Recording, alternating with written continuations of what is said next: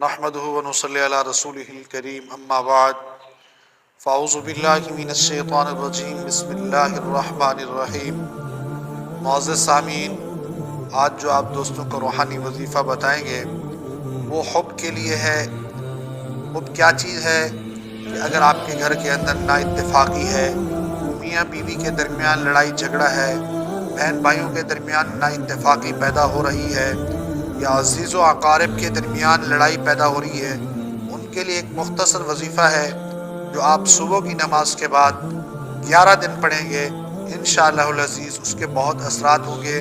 سب سے پہلے آپ نے نماز فجر جماعت کے ساتھ پڑھ کر اسی جگہ کے اوپر بیٹھے رہیں اور 11 دفعہ درود ابراہیمی نماز والا پڑھیں، اور اس کے بعد آپ نے یہ اسم ہے یا عزیز یا اللہ، یا عزیز یا اللہ، یا عزیز یا اللہ، اس کا ورد 101 مرتبہ پڑھیں، اور اس کے بعد 11 بار درود ابراہیمی نماز والا پڑھیں انشاءاللہ العزیز۔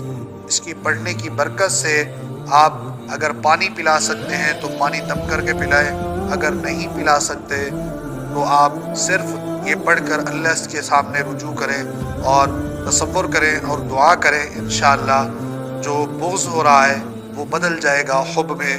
یہ حب کے لیے بہترین اور اعلیٰ وظیفہ ہے، اس کو پڑھیں، اس سے نفع حاصل کریں، بجائے ادھر ادھر گھومنے سے، پریشانی سے اللہ کے ساتھ رابطہ رکھیں تو انشاءاللہ مشکلات فوری حل ہوتی ہیں۔ جزاک اللہ۔